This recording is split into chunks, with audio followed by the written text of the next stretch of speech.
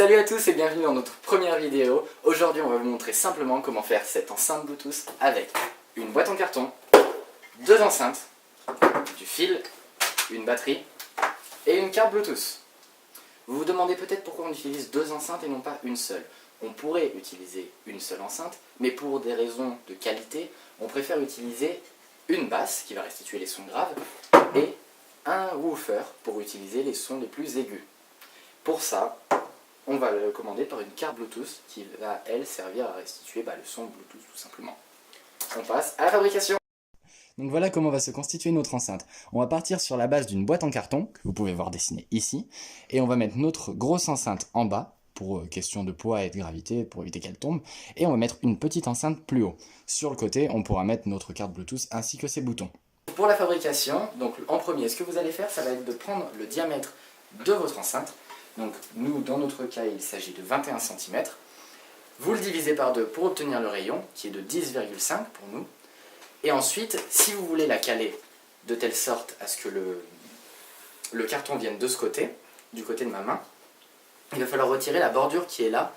Donc nous, elle fait 1,25. Et donc 10,5 moins 1,25, ça fait 9,25.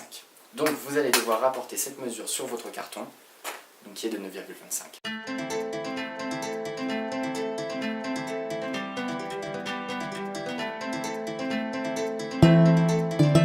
Et du coup on passe à notre deuxième enceinte qui est le woofer, et pour ça il suffit juste de répéter l'opération. Et c'est parti.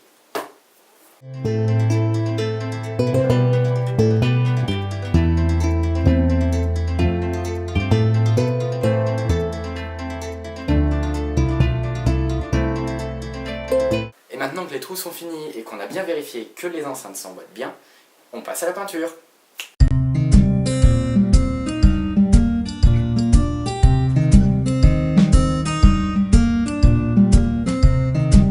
Donc on est de retour dans l'atelier avec cette boîte peinte, on voit que c'est du DIY et du bas prix.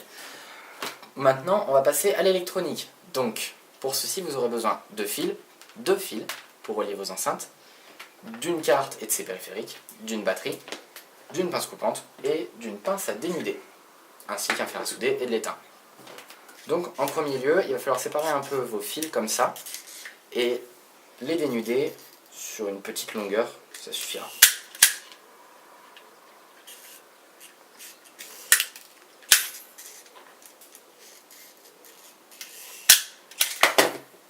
Maintenant qu'on a étamé nos fils et qu'on les a soudés à nos enceintes, on va passer au montage sur le caisson. Donc pour ça, en fait, on va utiliser des vis, et derrière ces, qu'on va mettre dans les trous bien évidemment, derrière ces vis, on va découper un petit morceau de plastique pour faire comme une rondelle, vu qu'il n'y a pas de rondelle qui va avec ces vis, et qu'on a envie de les garder parce qu'elles sont quand même classe. Et la technique des petites plaquettes n'a pas fonctionné, on n'arrivait pas à les visser, du coup on a mis de la colle chaude, c'est tout aussi bien, mais c'est plus bourrin. Et maintenant, on passe aux soudures. Donc pour les soudures, je vais utiliser en fait ce qu'on appelle un espèce de doubleur. En gros, ce que j'appelle vulgairement un doubleur.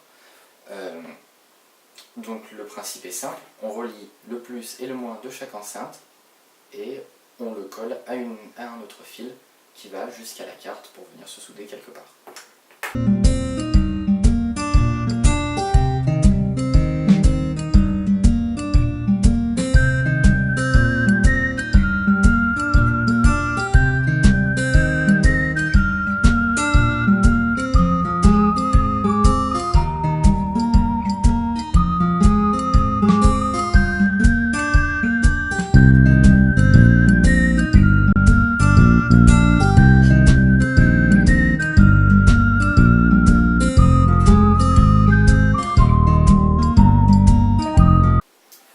Donc pendant le temps que la colle sèche, il suffit juste de tenir et tout se passera bien normalement. Donc comme vous pouvez le voir, j'ai juste fait une fente et passé les parties de la façade avant. C'est tout. Bien évidemment, chez vous, vous pouvez refaire une partie plus esthétique. Nous, c'est juste parce qu'en fait, on voulait une enceinte simple, pratique et qui ne coûte pas cher. Donc on ne s'est pas embêté à faire de platine par laquelle on pourrait passer pour faire plus joli. Donc comme vous pouvez le voir maintenant, la colle est complètement sèche et la platine ne bouge plus. Mais ce qu'on n'avait pas pris en compte, c'est le passage de cette plaque pour bien maintenir le carton. Donc ce qu'on va faire, ça va être de tailler une ouverture ici pour laisser passer la carte, et plus si besoin, et on va la refermer pour faire joli.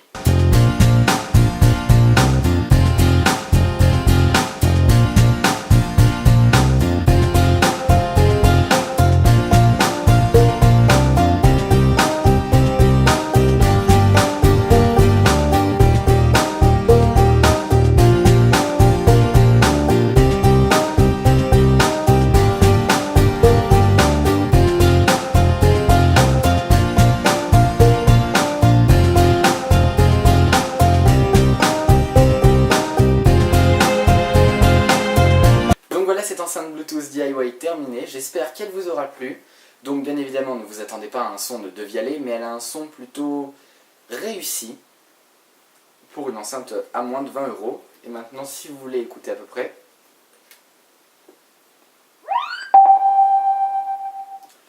Donc vous l'avez peut-être pas forcément bien entendu, mais le son est plutôt puissant et clair, ce qui est suffisant pour une enceinte Bluetooth à ce prix-là. Allez, à plus!